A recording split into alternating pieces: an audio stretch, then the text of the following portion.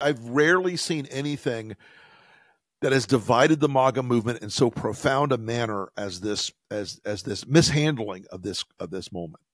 So, Rick, there were reports today that Trump was blindsided by Pete Hexath's decision to halt weapons for Ukraine. Is this a sign of some division between the Pentagon and the White House? I spoke to a Pentagon source this morning who told me that there's been an awful lot of freelancing going on by the folks below the Hexath level. They recognize that Pete Hexath, and I mean this in all, I don't mean this facetiously, they recognize he's not too bright. And so they're going to pursue policy agendas, as Undersecretary Colby did in this case, on their own dime. And so Hexath was surprised. Trump was therefore surprised. No one thought to mention a major and consequential decision concerning rearming Ukraine to the White House or the National Security Council. It strikes me, and it strikes a lot of longtime observers of the building, and as a guy who used to work there, I can tell you, we used to coordinate with the White House, coordinate with the National Security Council, coordinate with other agencies we were responsible for dealing with. They did not do that in this case. And in part, it's the sort of DC philosophy of it's better to be reprimanded later, better to ask forgiveness than permission. So I think it did embarrass the president yesterday. You saw the CIA director when the president asked this question, you saw the CIA director roll his eyes on camera because he was so embarrassed about what Hexath's people had been doing. And again, Pete Hexath is not a bright guy. He's not a smart guy. He has a lot of his own problems to handle.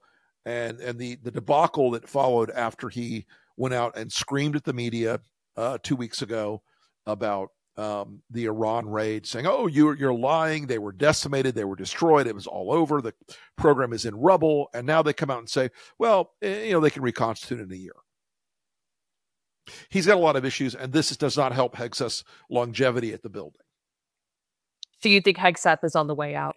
I don't know if he's on the way out yet. He is certainly under the gun. But it also has a signal that Trump is losing control of his own department, that they could even dare to make this sort of decision without his say-so.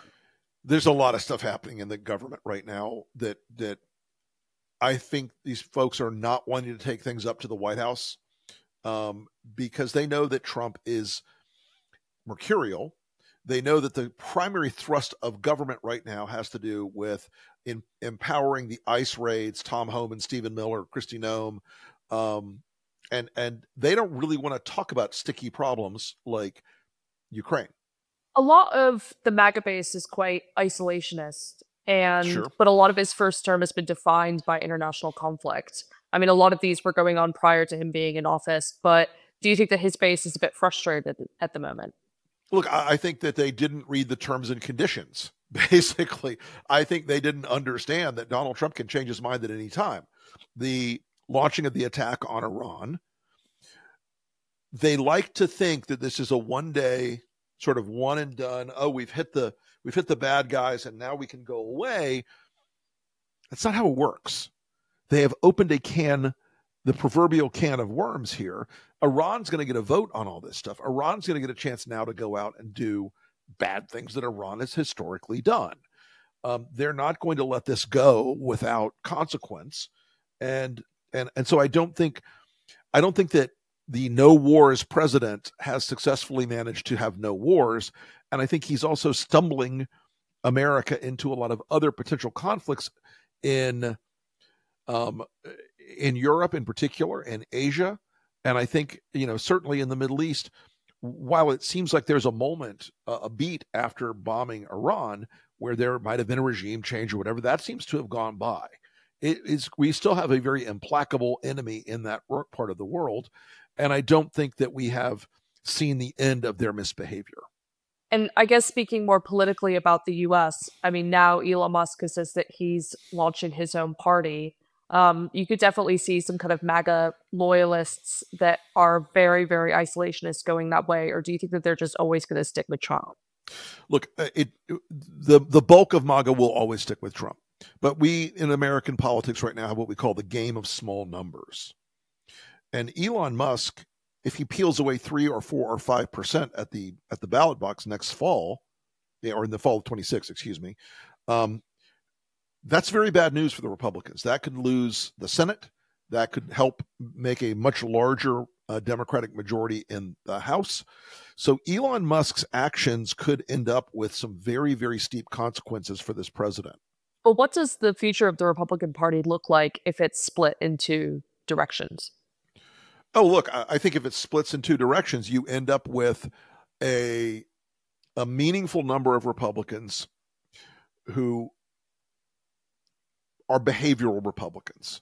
There is still a group of Republicans inside that cohort who are a bit discontent, a bit eye-rolly about Trump, like, oh, well, it's better than communism. They make up these elaborate excuses and structures in their brains to say, you know, we found a way where we can justify supporting this guy. And that's gone on for a long time, but that's a meaningful number. If you end up with a functioning political party that looks like it believes in fiscal responsibility, in the Constitution, in innovation, in reform, in anti-corruption, you know, you may end up with something that has a little more oomph than the current Republican Party. You also are going to see, I think, and you've already started to see some polling now where the Republican Party's reputation on the top line issues that drove it to prominence in 2024 and that pulled across an unprecedented number of young Black men, young African or young Hispanic men, and young men in general, those things are now starting to fall apart. Immigration is now turning from a net positive issue to a net negative issue with Republicans. The economy is turning from a net positive to a net negative issue with Republicans. So you're going to see, I think, some of the consequences of the political and policy decisions made by this administration start to redound in a way against the party that will not immediately, but will eventually have some, I think, quite negative downstream electoral consequences. Look, I think if Elon and a lot of other folks in MAGA are having a very, very tough time right now because for a decade, there's been a story they've told themselves 100 different times in 100 different ways. And that story was deep within the Jeffrey Epstein files. There's a secret, and the secret is that all the Democratic leadership, all the Democratic politicians, all the Hollywood elites, as they call them, were in this Epstein file, and it was all this catalog of sexual abuse of children and horrifying things. They have split MAGA in two. This has been an article of faith, as I said, for about a decade among the MAGA, that this file, this material, these court documents, these investigative materials were absolutely nuclear waste and we're going to destroy the Democratic Party. And now, nothing. I've rarely seen anything that has divided the MAGA movement in so profound a manner as this mishandling of this moment. It feels like Pam Bondi's sort of been thrown under the bus a little bit with this one. This has put her in grave, grave, grave peril with the MAGA base, including some of Trump's biggest supporters like Laura Loomer, Jack Posobiec, Alex Jones, this whole cadre of people in the MAGA influencer space who have a great value in Trump's mind of being the shapers and molders of how the base looks at every issue and how the base treats Trump. They are very angry with Bondi. She has taken a very bad hit here. She is not an effective advocate right now for Trump because she is now distrusted by the people that he counts on the most. I mean, do you think that her position's untenable at this point? Untenable, maybe not, but certainly, as a White House aide said today, I think it was in Axios, if I'm not mistaken, Bondi's been buying herself, 2 weeks every week. She comes up with some sort of moment where she can scamper along for a little while longer. She can shift away from the chaos a little while longer. But I don't know how many more weeks of that she has in her. There's a bad smell about her in D.C. right now, and there are certainly people that would take that job if she fell apart. Lastly, Rick, I just wanted to ask you about the flooding in Texas. Sure. At the time of recording this, it's killed 109 people. That's right. 160 people are missing. There's been a lot of questions around the lack of warning given to residents Mm-hmm. and criticism of the Trump cuts, which may have contributed to the disaster. Mm-hmm. What do you think that the political impact and potential electoral impact of this moment might be? Well, look, I think that it's too soon to tell on the electoral impact. There is a policy line that it can be drawn. Massive cuts in the National Weather Service have led to staff vacancies all over the place, including the office that covered Kerr County, Texas. The Doge effort to cut the headcount of the National Weather Service because there was a belief that somehow the National Weather Service was a woke hotbed of climate activism.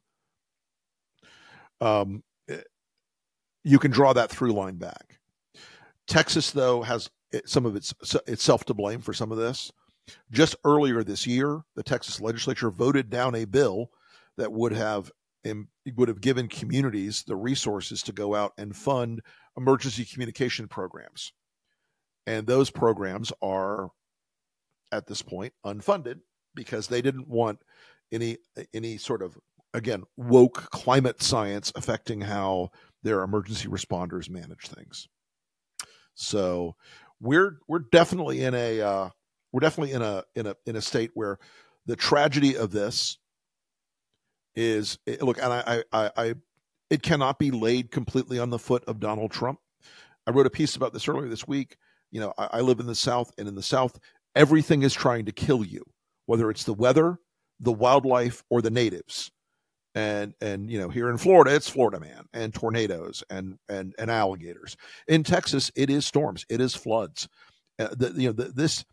This short-term tragedy has a lot of historical echoes.